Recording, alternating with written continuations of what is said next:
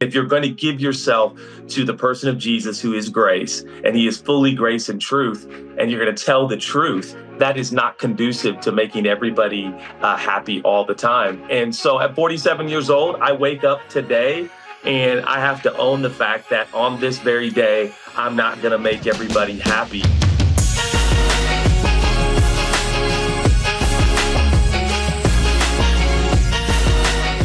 Guys, I'm excited. Again, you're meeting one of my people that I've never gotten to spend time with. And Judah Smith, we have a million mutual friends, and you've been killing it in several places around the U.S. and with your churches. Church Home is his home church that he founded, he and Chelsea, and right?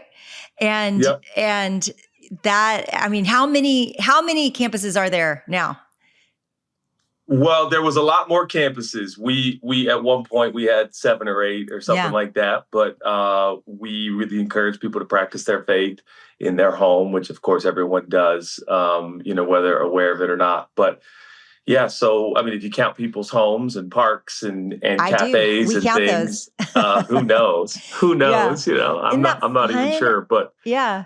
I mean, that's so fun. That's a way to multiply. I'm such a believer in that. I mean, we all got to taste it in COVID, right? That was the way we did it. Whether we liked it or not. Right. But what I like, Judah, about your ministry is you really have been unashamed and unafraid to minister to some dark places. I mean, I got to visit your church in the middle of LA, and I got to see, some of the people that I love and know that live there that weren't necessarily walking with God stumble into your church. And I think I don't know, you were just meeting each other, but I do think that that's a lot of your heart is to go for those that don't know God. So why don't you share with us your heart? Like, what has been your goal in the ministry and work that you've gotten to be a part of? I mean, ultimately, I'm a 7th-generation preacher, and my dad actually and mom started the church in 1992 at a Courtyard Marriott in a suburb of Seattle called Bellevue, and I was 13 at the time. I think that the first opening Sunday, my job was to entertain the kids, and there were 7 little boys, and I taught them David and Goliath, and started speaking when I was 16, did revival meetings in Canada, and got married when I was a child, pretty much, 20 years old. And coming up tomorrow, I think is tomorrow or the next day is 26 years married. And ultimately, I think we made a decision a few years back to, man, how far can this message go? And if you look at our history, church history, that is, the message spreads the story of Jesus and his finished work on the cross, his death, burial, resurrection, and ascension, and love and care for humanity has really taken over the trajectory of our life. And so ultimately our goal is that this message can reach people that otherwise wouldn't, meaning the traditional sense of like going to an actual place of worship on a Sunday or a Saturday is so phenomenal. And I so believe in it and I absolutely love it. It's just that all the research in today's tech age and information age tells us that there's going to be a vast majority of people that for a number of different reasons, trepidation being one of them, is not going to step foot in a traditional house of worship. And so where can we meet them on their terms, and where can we meet them in their world and their life? And so we're kind of doing whatever it takes to do that, whatever it takes to reach people where they are with the best news. It's not average news, normal news. Right. It is good news about Jesus. So that's our passion, and I'm loving the adventure. It is never a dull moment over here, that's for sure. Yeah. Well, I know that there is awakening. It's happening. We've been blessed to be on college campuses for the last 2 years, beginning in Auburn, and we've just seen thousands of kids come to Christ. I mean, it just feels like everywhere I'm going right now and speaking, there's a huge response to the gospel. Are you seeing that? I mean, you're in some of the darkest parts of the U.S. Tell us what you're seeing when it comes to this. Yeah, I mean, I think traditionally it is funny how we, look at the map and look at the continents and the countries, and I think culture centers, which is to say, places of kind of renown, whether it's New York or Paris or Los Angeles, where a lot of the style and the art kind of flows to the outer parts of the world. I think there is a passion of mine when it comes to the greatest story ever told. It's like, man, let's go to the creative points of the culture, creative points of different countries, and let's go there with our story and tell that story in its simplest terms. And Mm. yeah, I mean, the receptivity is absolutely overwhelming, and true to all of us. I think I am a challenge for some people, and when they hear me talk about Jesus, they're like, I don't know. And so that's why we all need each other in the different parts and pockets of society and culture and cities and countries and continents. We all need each other telling this wonderful good news about Jesus. And so, yeah, we see incredible traction, incredible growth. As far as we're concerned, like it is, I am hard pressed to think of one instance of late where someone has said, yeah, I'm not really interested. This idea of Mm. free forgiveness, this idea of all Wow. of your error and your wrong forgiven forever, and the guilt and the shame that you can give to Jesus and you can cast your cares on him because he cares for you. This message is the receptivity is overwhelming. I think we want people to give their whole life and go on a missions trip and start tithing, but we got to start somewhere. And oftentimes it's not tithing or going on a missions trip. It's like, hey, would you consider opening your heart to free forgiveness and a relationship with the divine, that he'll never leave you nor forsake you? And of course, the receptivity to that is just it is almost 100%. That's true. That's how I feel. It's, but I don't know. For me, I haven't always seen it this way. Like I haven't seen rooms of people. Now I'm ministering in such a different context, majority of my time. I say that a lot of it has been in the South. I'm from Texas. This is where I do ministry. And so a lot of my ministry is in the South. And I do feel like, I don't know, everybody got sick of it maybe. I got used to it, took it for granted, but something's changing. Like it feels like everywhere there's just a leaning in and a hunger, and I need that. That's not for somebody else. I need that. I'm desperate. So I'm feeling hopeful right now. And just that we've got to keep our nose to the plow. But you've been doing this in hard areas for a long time, and you've seen fruit and you've seen people's lives change. I would love just a story. Like just tell everybody a story where you're like, this guy, and it can be somebody I know you've ministered to a lot of people that we all know, but it can be somebody that nobody knows. Just what's a story where you go, that was incredible that I got to be part of that? Oh man, a lot of moments where we've seen people, from addiction to all kinds of challenges that people face in their life. Let's see, this week, I'm up late into the night and we see wild things happen. Man, I heard a story of an incredible woman that Chelsea and I met. And she knew nothing of Jesus. She has the coolest tattoos. And she started telling us that she was on Instagram and she saw a post from the one and only Justin Bieber talking about Jesus and this place that he practices his faith called Church Home, and this guy that talks about Jesus that he trusts. And she told Chelsea and I on the streets of LA, she said it in words I can't repeat, in very strong language, Yes. but she thought, hey, listen, if this guy can, Justin Bieber trusts this guy, maybe I'll give him a chance. I want nothing to do with church, nothing to do with Christians, nothing to do with politics, nothing to do, all the things that people get hung up on, she was hung up on, and had kind of concluded that Jesus and the way of Jesus and church in and of itself was never for her. She saw herself as an outlier and an outsider and someone who could never relate, and, who when, comes to organized religion, that was never going to fit for her. But in her own time, in her own way, she went on her smartphone and started listening to sermons. And I had no idea she's a part of our community. She was starting to tell us all the things she's doing in volunteering now. She's Oh, got a daughter. She's a single mom, and she's doing Bible studies with her daughter, just her and her daughter, and she's teaching her daughter the Bible. And she said, the thing is, I'm learning the Bible while I'm teaching my daughter. And I think she picked up, my wife and I did a kid's Bible with drawings and stuff, and that's been really oh, helpful for her. And it's like literally starting from ground zero. And I think that's, speaking about what our heart is, I think our passion is I have a lot of friends. I mean, I'm a seventh generation preacher. I grew up in church. I had New Year's in church. I had birthdays in church. I had everything in church. Church was everything. But there's just so many people that are just intimidated by what feels like an already existing community. And if I walk in, who will know me? Who will say hi to me? Just real natural, normal human stuff. And here, because of the internet, because of a pop star, because of Instagram, she's now found her way into a real relationship with Jesus, and it's changed her and her daughter's life. And now she's volunteering at two missions in LA, and she's giving her life to give back and to serve people. And that was 2 days ago. We ran into her and she shared her story, Wow. and it was like, okay, That's so good, that's Judah. that means so Well, much what I to us. love is I was just in a room with a bunch of leaders, and all of us are talking about what God's doing on earth right now. And there were some people, critical of some of the bigger things that I was doing. And it was an interesting conversation. There were about 50 of us in this conversation.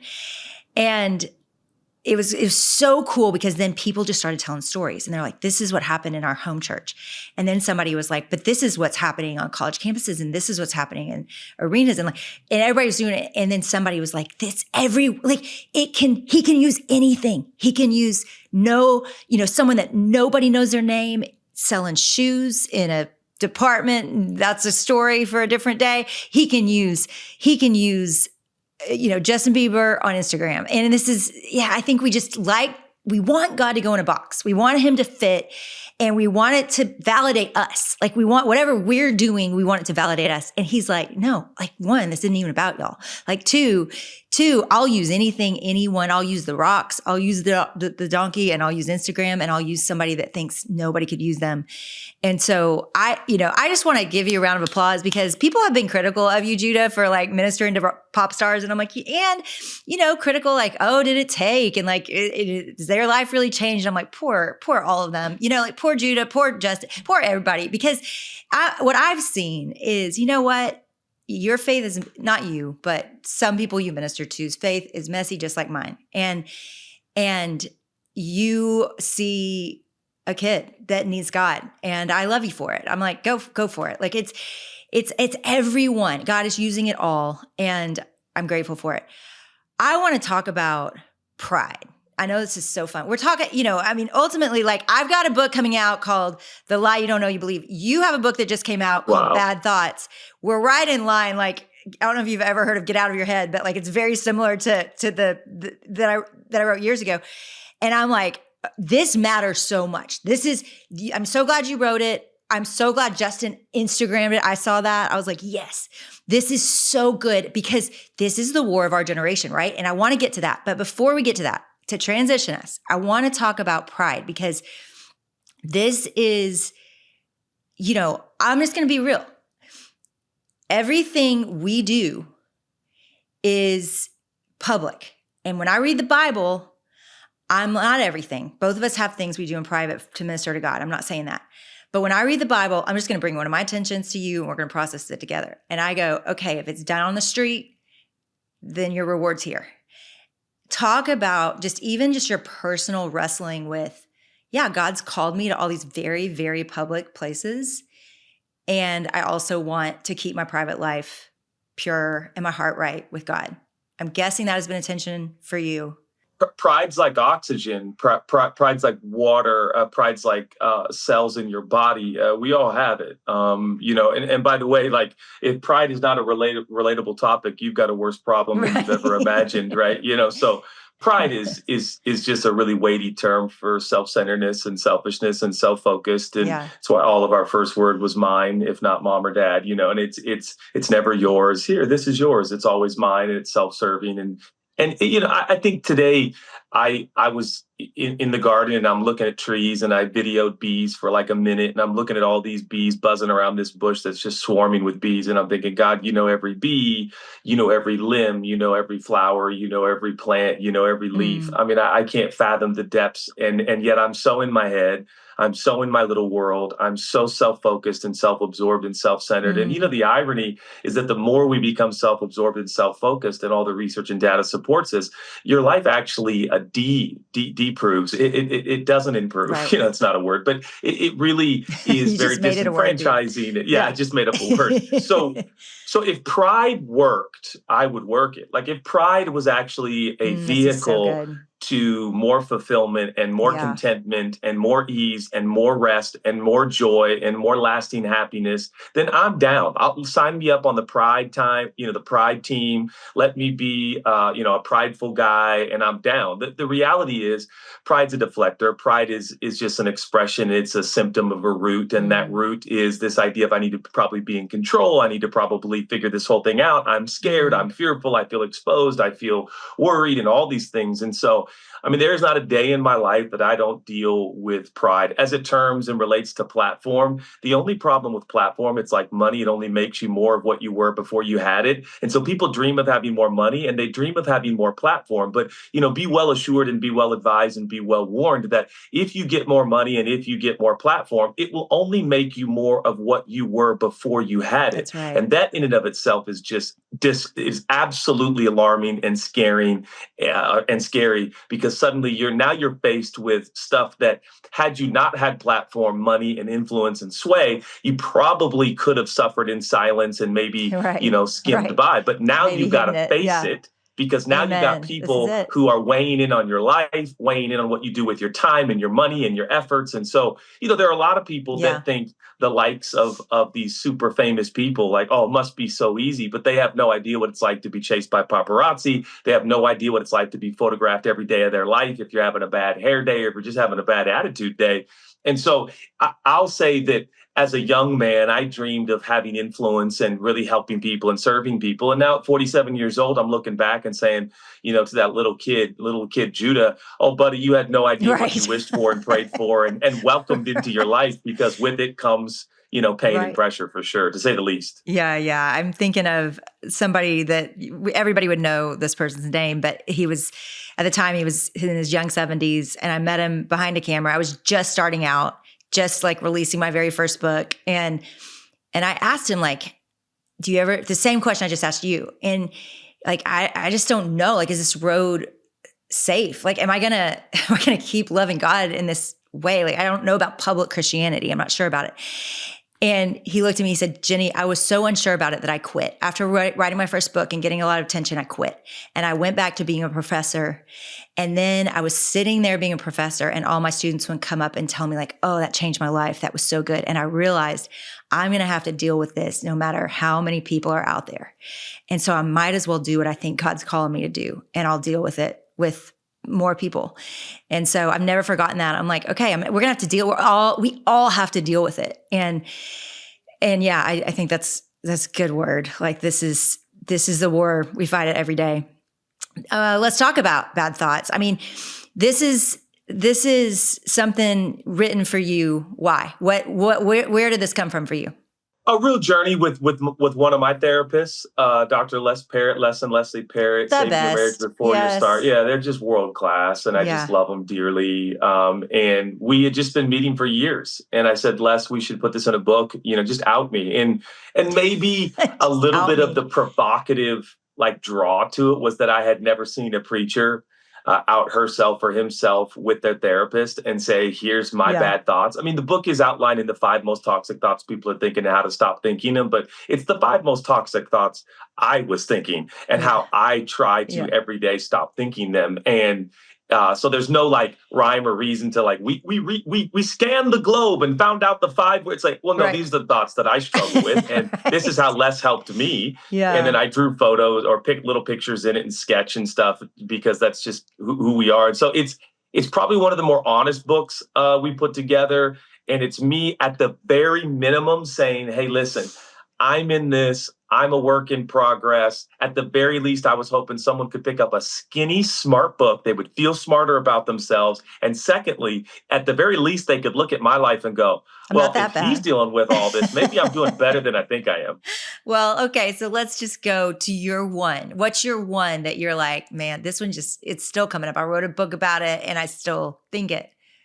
Les says my greatest addiction in life, and I have an addictive personality. Whatever I Yeah. do, I can get easily addicted to whatever it is, and it is people pleasing. And frankly, it is that people pleaser in me that pushed me towards the platform I have. It pushed me towards people. I fell in love with people. I fell in love with making people feel like they could fly. I Mm. felt like when I talked, people feel like I could see the light bulb come on. I could see people get Yeah. excited. I could see people believe in themselves. I could see people believe in this great, gregarious, wonderful Heavenly Father who loved them. And so I started to really buy into like, man, this is fun. I love this. This is, Mm. and I didn't know, but I was creating patterns. I was creating habits. I was creating brain waves in my brain that good and effective ministry is when people are happy with you. And that insert about 5, 6, 7 years ago when we had a suburban megachurch in Seattle, and God said, I want you to take this particular direction, and I don't want you to preach every week. I want you to preach in LA and Seattle, and I want you to encourage people to practice their faith in their everyday life, and particularly in their homes. And we changed the name to Church Home, Church Like a Home, Church in Your Home. And I didn't realize that by not preaching every Sunday respectfully, that some people would not be pleased. In fact, they would be very displeased. And that was difficult for me, but it was part of my journey, perhaps part of other people's journey too, of trusting God with that and realizing that this idea of people pleasing is a bit of a lie and it's a bit of a farce because you're not going to please everybody all the time. It's just not Mm. the way it is. And if you're going to give yourself to the person of Jesus who is grace and he is fully grace and truth, and you're going to tell the truth, that is not conducive to making everybody happy all the time. And so at 47 years old, I wake up today and I have to own the fact that on this very day, I'm not going to make everybody happy. And that is honestly, I have withdrawals every day. It's like I'm fiending to make everybody happy. I get texts every day. Can we call? Can we talk? Can we connect? And to say no, my It's no's still become hard. far more important in my life than my yes. I'm really good at yes. I'll say yes to everything. And when I say yes, people's face lights up. And I love that. But the necessary no is something that I've had to learn. There's a reason there's a no in the garden because we do need a no. We do need boundaries. We do need to protect our soul. What does it profit a man to gain the whole world, but in the process lose his own soul? And so I found myself the church had grown significantly. The giving was strong. Everybody was happy, but God asked me to change course. And that was an unbelievable journey of unhitching my wagon to the people pleasing parade. Y'all, I am going down memory lane right now because when I first started working with Jennie, one of the things that we did that I loved was go on tour. And this isn't just like your average tour where we bring in a show and you show up and you're entertained. It's like, no, Jennie does touring so different and it is an absolute blast. Just like the olden days, Jennie is going to be back on tour this spring, and these nights are going to be so special, you guys. Our man Chi-Chi is coming to lead us in worship, and Jennie is going to be teaching from her new book, The Lie You Don't Know You Believe, and there's going to be prayer and time for response. Like, it is going to be just out of this world. If Jennie's coming to a city near you, I don't want you to miss it. So grab your tickets at jennieallen.com/tour. We can't wait to see you guys on the road. Do you feel like you can look back at that season and name what you were most afraid of that would happen if people were disappointed in you? Well, I think ultimately, I'm preoccupied with our church tradition and our background. There's this idea of picking up your cross daily and following Jesus, and that cross is like where you kind of die to self and you say, God, I want to follow you. And so, in my tradition, growing up as a kid, my dad was a preacher. That nothing was more important than being someone who followed what God asked you to do with your life. Mm. That you would do what He asked you to do. And so, yeah, what I didn't realize is what had become synonymous with doing what God called me to do was people being happy with me. I equated people's happiness with God's happiness. And so my greatest fear was by not pleasing people, somehow I wouldn't please God. And then it dawned on me, and still is every day, that pleasing God is not synonymous with pleasing people. In fact, newsflash, pleasing God sometimes is the direct opposite of pleasing people. And so I was afraid. I was afraid that I somehow would be seen as not following God. And I must say, there has been a lot of chatter in my world about the fact that LA, and of course, if you ever spend time in LA or Paris or New York, everyone's going to question your motives, why you're there, in terms of like, oh, you're just there to be a big deal in the Big Apple and the big city and the whatever. But I had to trust God with my reputation, trust God with what even close friends were saying, and trust that by following Jesus and not pleasing people, that God was still very much proud of me and happy with me. And who knew that my marriage would improve and my kids would improve. And Yeah. I will say the saddest part of my journey is when people ask me how I'm doing, I didn't realize they meant church attendance and church giving. And when I answered that my marriage has never been better and my kids have never been better, I thought they would be so happy with that, but we skim over that in the combo. Wow. And they get back to, well, how's the church and how's the book sales? And that's been difficult. That's been painful. I'm not going to lie, because I was told by all my heroes that what mattered most is your marriage and your kids and your home. And so I feel like I prioritized that. And I feel like I've still taken shots because the perception is that I left my assignment to become famous in Hollywood. Which, by the way, that hasn't panned out either. I love that you are saying that, because I think when I came in that church, Judah, I saw so many people serving. I had so many people greet me. I felt so seen and loved.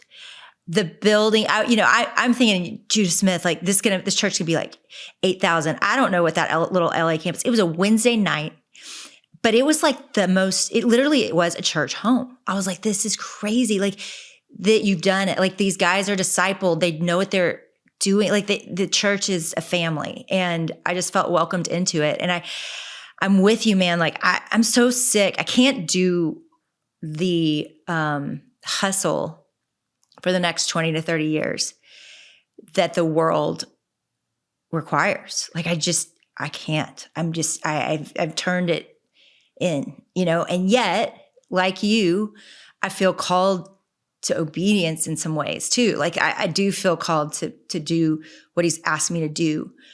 But man, there's a tension in it. And, I have this book coming up and releasing, and like, there's just a pressure, and everybody's got this in their own life in some way, right? Where there's just some hustle that you feel turn on in your soul, and you're like, I like to turn this off. I want to turn this off. How do you turn it off? Like, let's go to like book launch week, even, like, just because I'm in that season right now. Like, what do you do? Like, you're in your library right now. If you're watching on YouTube, like, it's beautiful, by the way. I love it. Thank you. Like, you're sitting over there on the sofa. Like, what does it look like for you to go in your soul and go, I don't have to live for this. Like, I get to live for the pleasure and delight of God. I think a return again to what spiritual formation and true spiritual growth is and what it isn't. And I think one of my greatest concerns as a follower of Jesus and as someone who considers himself very much a part of God's family, I feel like scale is synonymous with spirituality, and I'm very concerned. We live particularly in this country, scale is pervasive. And what I mean by that is, if you have a book and it sells well, there must be a level of spirituality that you have tapped into that has caused that scale. I didn't know as a young man that so much of my spiritual state would be determined, deciphered, and defined by how much my content scaled. So if it scales, then it's spiritual. And yet throughout the narrative, particularly of the early church and the early Christians, we see scaling. There's no doubt about it. we see growth, we see the message spreading, but we see, how about the greatest apostle who wrote perhaps half of the New Testament? We see much of his life is the antithesis of scaling. He actually descales. There are times where he is shipwrecked, in prison. He is Right. said to be weak and feeble and not a good preacher. And yet, if you read the text, one of the great ambassadors of our faith and one of the great articulators of spiritual formation and growth is a man who, by today's standards, would not be a smash success. And I think I'm cautioned, I'm grieved. I don't think I realized until this pivot in my life towards the kind of ministry that we're doing, that much of my spiritual state to this day, I on know. this very day, I will get contacted by a peer who will say something to the effect of, "Hey, you good? Are you okay?" And what they don't even realize is subconsciously, because of their perceiving of scale or lack thereof, they're checking in on me. Because if I was really doing good, and if I was really spiritually buoyant and alive in my soul and connected with Jesus, my book would be a bestseller, our church would be the biggest, and on and on and on. And I think, Jenny, you know this. Like, I have friends, scaling was the end of them. That's right. Their scaling of ministry was literally their End of their undoing marriage. because their gift End of their, could take them. End of their marriage, end of their platform, because their gift could scale, but their character could not. And so I think this synonymous game we play with, like, because last night I'm in bed falling asleep and I'm thinking, like, man, it's funny how book launch comes and then goes. And if your book doesn't sell in the first couple of weeks, for those who care how this all works, if your book doesn't sell in the first couple of weeks, oftentimes your publisher and everybody involved kind of lets it fizzle and they move on to the next project. And that's just the way it is. And that's okay. I'm not mad at anybody. But even like in prepping to be with you, which I'm really excited, way past a book launch and all that, is like, man, there's a sadness there. It's just like, man, I really was passionate about this message, but in about 3-4 weeks in a month, like, unless a pop star is posting about it, people kind of forget and you move on and life goes on. It's like, wow, this was like a passion project of mine. Right. I really years care about of your it. life. But, I know, man. So I think detaching from what is real natural definition of what is supernatural and spiritual and going, God, I know you and me, we have an arrangement and a connection, and you know the state of my soul. You know the state of my connection with you. And I'm going to detach again today from the results, because ultimately, if you're out there and you're an aspiring content creator and communicator and book writer, and you're watching this because you admire Jennie and you admire what she does, and you're like, man, I want to learn more. That's awesome. God gave you that desire. Go for it. But do yourself a favor now before the book launch happens and detach from the results and leave the results in so many ways in the hands of God, and trust that he knows exactly what should scale in your life and what shouldn't. I'm gonna be vulnerable. So I was having this thought today about my mood, and I was noticing that, if something, because right now, I mean, we even live this way in our personal lives. Anyone that creates anything, I'm talking about an Instagram post, anything. And I noticed, like, gosh, like the algorithm is taking a hit, or just me, I don't know. But like, I was like, golly, like it makes me not want to post. It makes me not want to share, and things like that. And I'm like, man, like maybe I shouldn't write, and maybe everybody's gone. Like, you know what I'm saying? Like all of a sudden I'm like spiraling to like, maybe I should shut everything down. I'm like, man, I've really bought into that, where it's like, I rather than obedience of like, I'm doing what I'm supposed to be doing. And if it serves one person, if I were in my living room with 5 people and those 5 people understood something they didn't about God, if one of them came to faith, like that would be the biggest news in the world. Like for my life, I would be like, oh my gosh, somebody just came to faith. But for some reason, this public, and I think it affects everybody listening. I don't care if you create, because then you think your living room is insignificant. You think your neighborhood, like this whole farce, this whole lie, this whole public thing has gotten in all of our heads of, oh, like I'm no big deal. Like I don't do anything like you do something. And I'm sitting there going, I'm no big deal. I don't do anything like they do something. I mean, we're all just playing this game that we've bought in, and it shuts us down. And the reality is, like, Judah, I could cry about visiting your church because of my friend, Mary Ralph, that goes there, that loves God more because of you. And she is faithful, and she is learning Jesus, and she wants to be at church. And I thank you. Like, if it was just for her, if it was just for her. And I'm so happy you stayed on course, and did what you did. But, just vulnerably, like all of us, this has got to die. Like, we've got to just be faithful to love who's in front of us, do what he's called us to do, say yes. Sometimes it's Justin Bieber, and sometimes it's your kindergarten teacher of your kid. Like, it's going to be different people for all of us. And he's just called us to be faithful.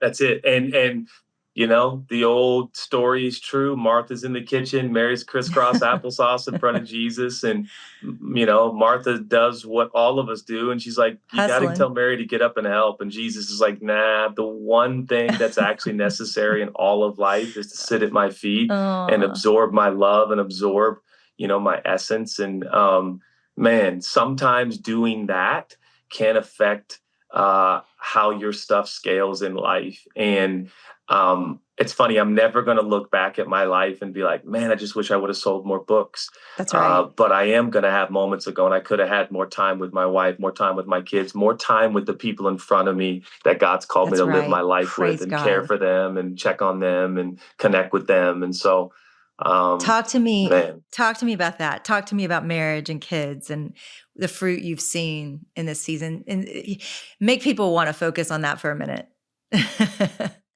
You only have so many things in your life that tell you the truth.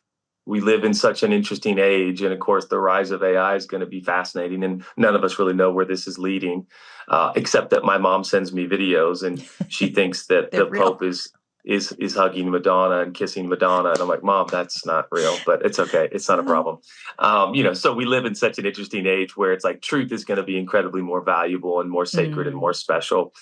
And I think your family and those that you live in your home with, whether it's not your actual family, if I could be so bold to talk about your roommates and talk about people that you live with, and some people, live with grandma and grandpa and uncles and aunts, and that right there is think of it this way: like, of all the people in the whole world, of all the eras, ages, and times you could be alive, God put you in the part of the country, continent, and globe where you are.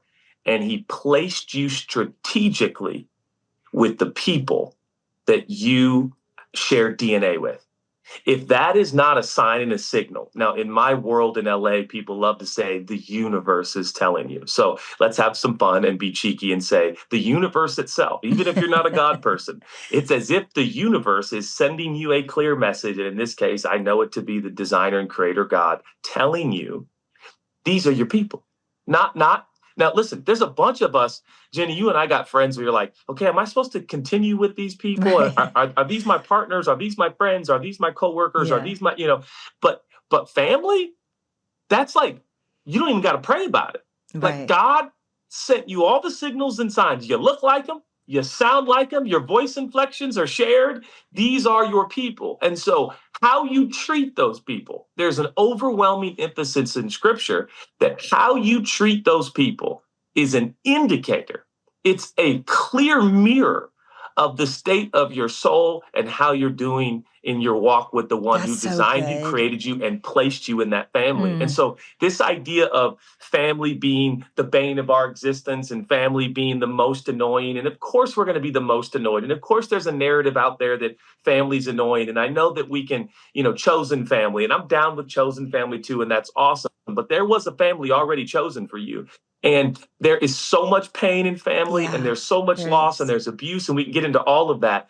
But sufficient to say, not getting into all the nitty gritty of people out there who are struggling with all kinds of dynamics and dimensions and layers with their family, it is a gift, and to be treated as a gift, and people to serve. So like in the way of Jesus, we all talk about who should I serve? And God, what have you called me to? Here's a for sure, everybody. you're definitely supposed to serve the people you share DNA with, and you're definitely Mm, supposed to pray for them and care for them. And so, man, let's do that with mm. joy, and let's choose the fact that this is a gift. And aging parents included, whatever it might be, but let's pray for them. And even family members who have done horrific and horrible and unspeakable things, and you need boundaries and you need distance, and perhaps they're even incarcerated, even the act of still praying for them and Mm. blessing them is a spiritual Wow. invitation clearly in scripture. So Mm. to me, it's one of those just non-negotiables, and we only have a few of those in life. Yeah. Yeah. It's been fun to see you and Chelsea getting on together sometimes on the gram and different places. I know your podcast probably too, but I think that this is real. Like I mean, when you said that, like my takeaway from today, one of them is going to be the more I focus on the things behind the scenes, it feels like sometimes you lose in the public. And I'm like, that is never losing. I praise God for that, Judah, that you're just saying that, because yeah, it's just, this is having that go well and having that go right with my husband. I mean, now, my kids are mostly grown. How old are your kids?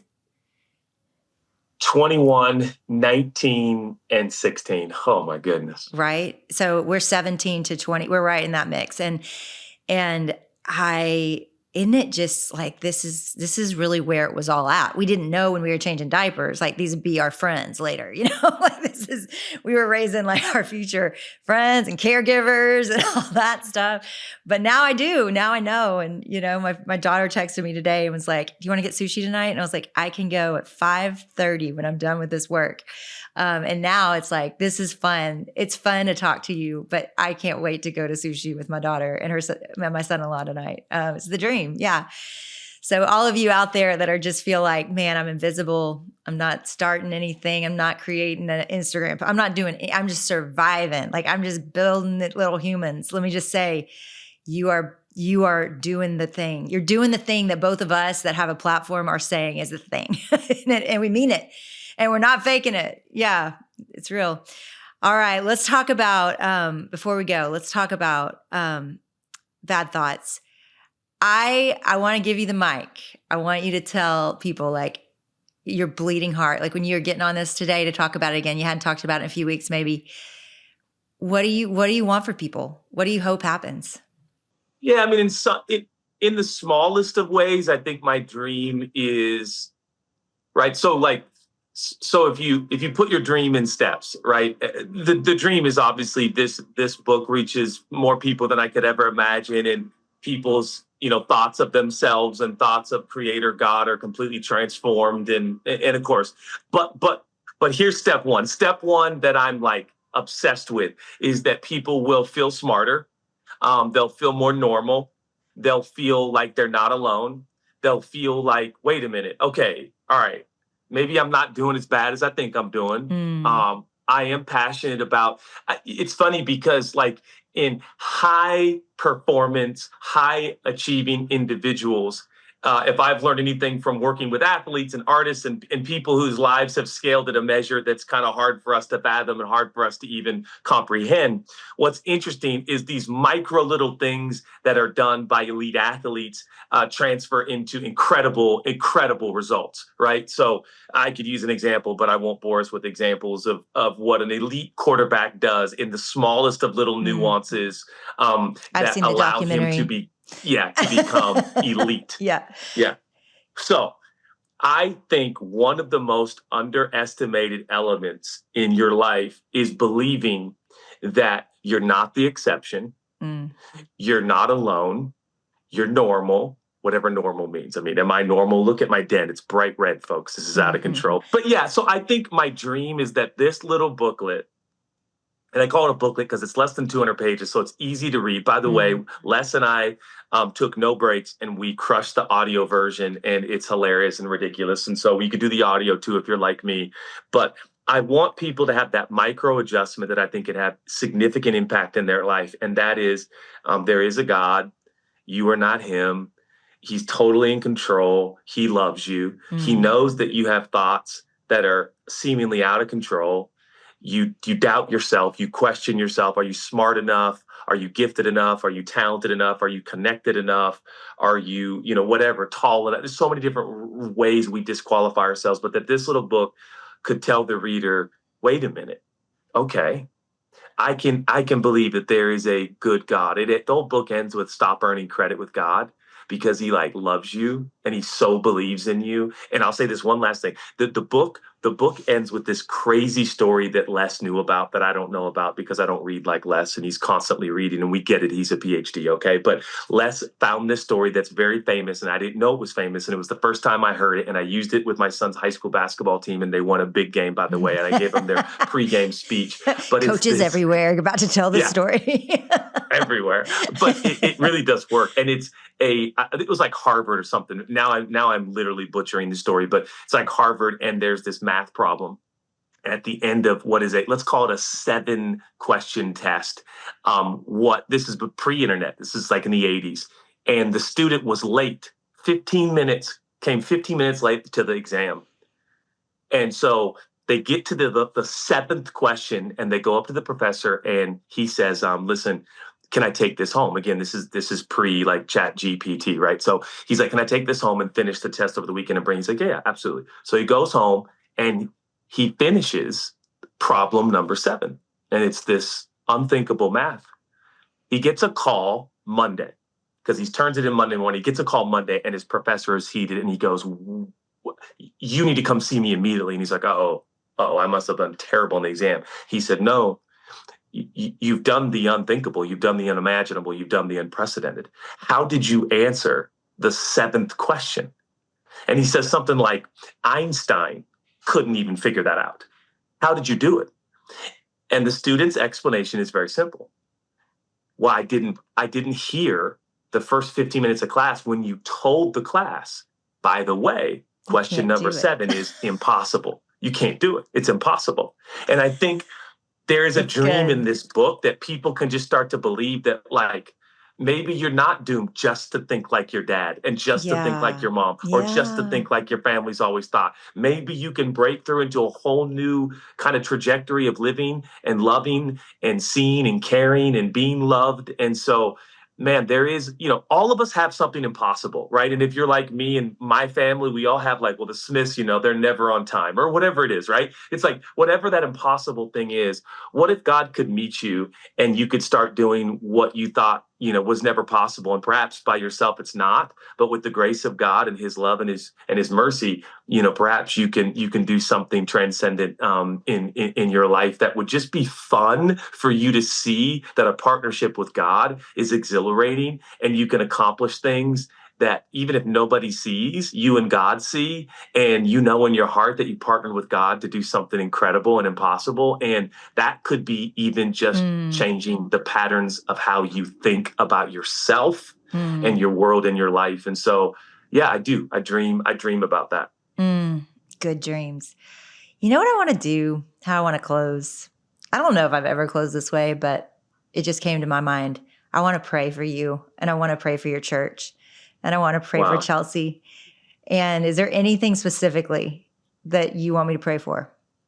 Well, tomorrow is her book release. She's got a book called I Do. And it's about 52 weeks of every week we give you a little thing to do with your spouse. And so we're pretty excited about that. And she's never done a book solo. And this is her first solo project. Releases I love tomorrow. knowing that. Okay. So glad you got that in, dude. So glad. All right. God, I want to thank you so much for Judah and just his perseverance in life from the time he was a kid and 13 and he had 7 kids that he was managing in Sunday school and teaching David and Goliath till today, God, where he's ministering to leaders in the world and influencers in the world and also to churches and in homes and in buildings and theaters in LA. And God, you have fun, unique plans and we wouldn't script them the way that you do, but I thank you for the ones that you've scripted for the Smiths. I thank you for Chelsea. I thank you for their marriage. I thank you that they're persevering and God enjoying their family and their lives. And I just thank you. I even just thank you for Judah that he's brave enough to show up at a therapist's office however many years ago, God, and just how that shaped him and how that's now shaping so many because of that work, that good work. And God, would you just bless this book? Would you do through it things that that he can't imagine? Would you help him hear the stories? I do pray for Chelsea and the work that she poured her guts into with. I do, God, that you would bless that work as well, and that marriages would be, going to bed and reading it together and healing and processing, and that supernatural work would happen through that. God, I pray protection over their family. I pray protection over their church. I pray, God, that you would multiply the gospel through their lives and in ways that they don't even know or understand. And God, would there be just a joy in the work? Would there be fun? Would there be laughter? Would there be celebration? God, give us all that, more of that. In Jesus' name, amen.